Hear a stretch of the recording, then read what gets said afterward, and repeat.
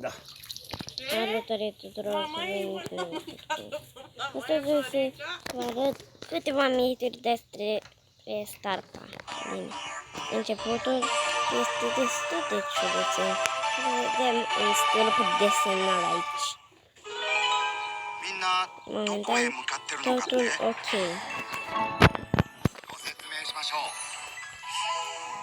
Da. Bine, startul de celor de la Brăuță.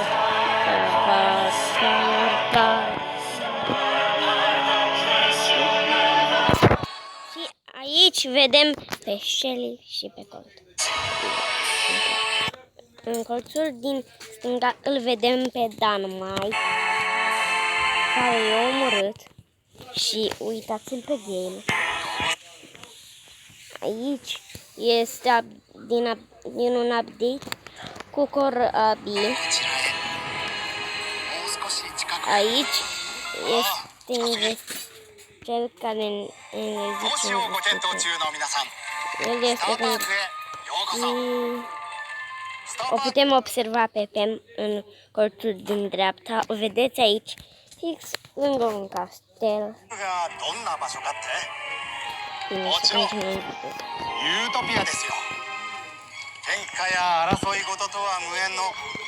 Momentan, topul obișnuit. Acum am ascult.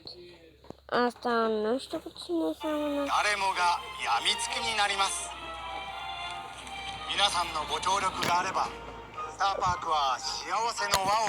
Uitați-o pe Jessie aici. Era în dreapta când am pus pauză. Oamenii care chiar sunt acolo, de fapt. Da, totul chiar îmi place. Ei sunt într-o buclă spațio-timp. Vedeți brațul de capul lui Coco în stânga? Sper că l-ați văzut. O rachetă, o percă și fața aia. Uitați-vă jos în stânga și veți vedea un bilețel cu o față. De cine vă aduce aminte? Exact. Dacă intrăm acum pe Brawl Stars, o să vedem că e fix fața. Ui, așteptați că merge prost internetul. Da, ați văzut. Mi-am instalat Freddy's Pizzeria. Și ce? Îmi place jocul, e frumos. Oh, eventuri.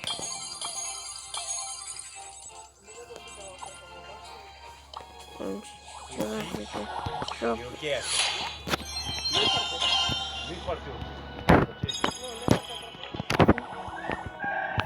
Eu am întâlnit bileturi pe mașină de la Bax.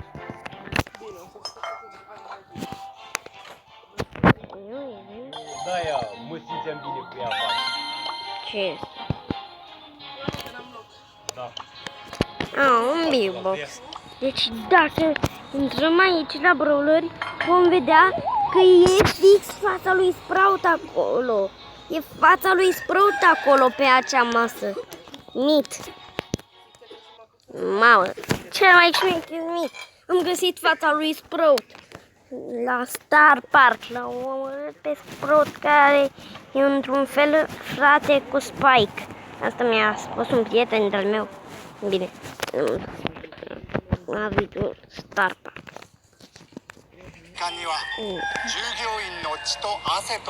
Vedeți-o, lângă acea pușcă. Și uitați pușca lui Shelly, fix lângă Tara. A tras prostul pușca lui Shelly. Ursul lui s-a decapitat. Ce să mai facem? Oh, și uitați-l pe 8-bit. Jocurile video după o hartă. Da. Oh, cred că la tablou e Freddy din Freddy's Pizzeria. Spune nu? E real. Da, este real.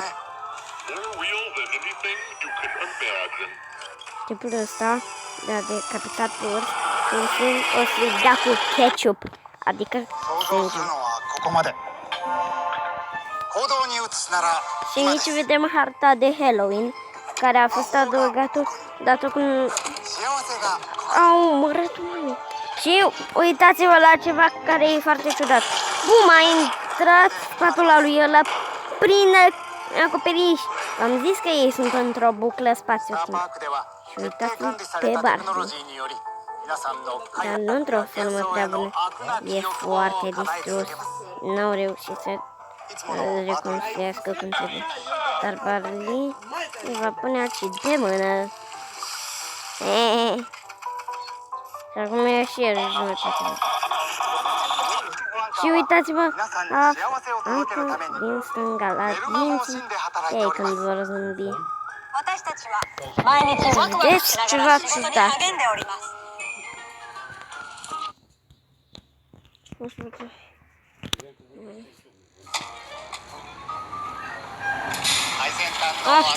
Am ratat încă e prea mare aici. Se vede...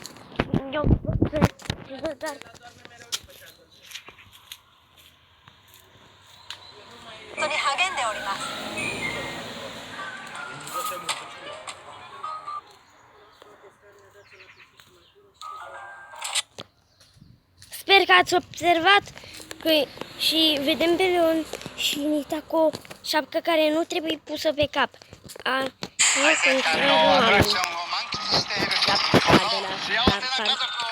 Nu vă cumpărați șapcă.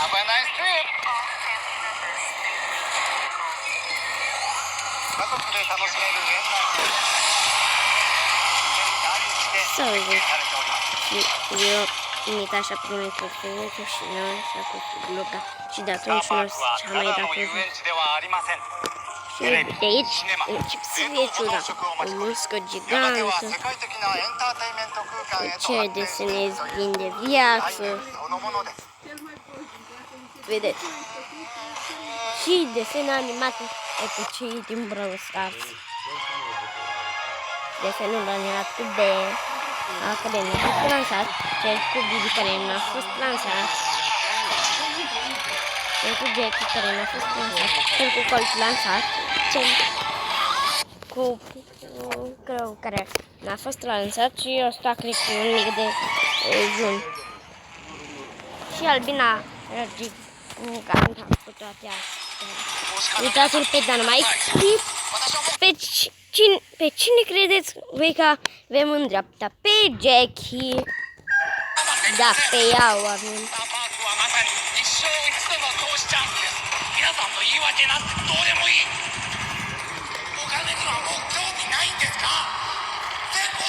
Cere și banii ca să aibă succes.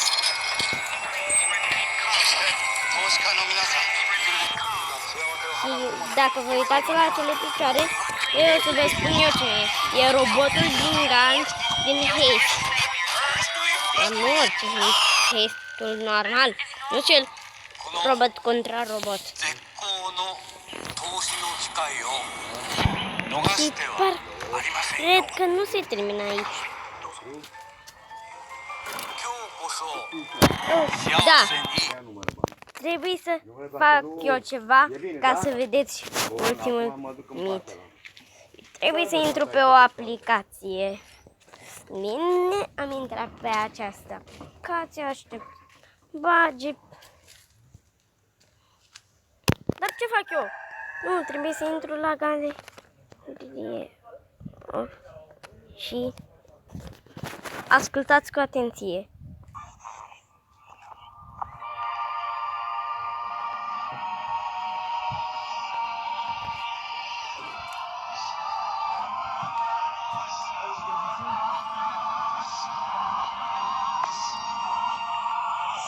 Ei spun help us, ajutor.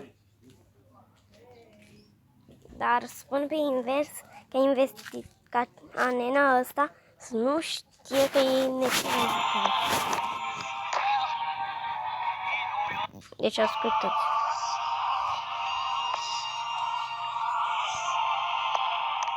Da, help us, băieți. Și fete. Fiindcă sunt și fete la noi pe canal, nu doar băieți. Ce absurd să nu fie și fete. Dar eu sunt băiat.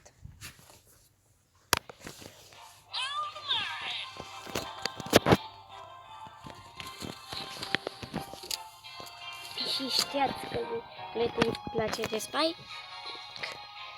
Și Colette infiltrată din Star Park în Brawl Stars. Ați văzut poza lui Spike? Da, vedeți în spate pe filmare și puneți pauză să vedeți poza lui Spike. Gadgetul ăsta are 2 superuri. Sunt momentan doar 3 cromatice în joc, mamă. Dar pe aștept să se lanseze și o a 4-a cromatică. Dar asta se poate întâmpla doar peste 42 de zile și 23 de ore. Da, sunt abia la 16. După ce te închid acest video, să caut tutoriale pe YouTube, să bag și o gemă din joc ca să o iau pe Trixie Colette. Fiindcă dacă o luați mai întâi pe Trixie Colette și apoi pe Colette, ghiciți ce? În loc de Colette o să vă dea un big box sau câte oada astea ca să-ți pui power pe brawler. Deci ăsta a fost de azi, ne vedem data viitoare. Pa, pa!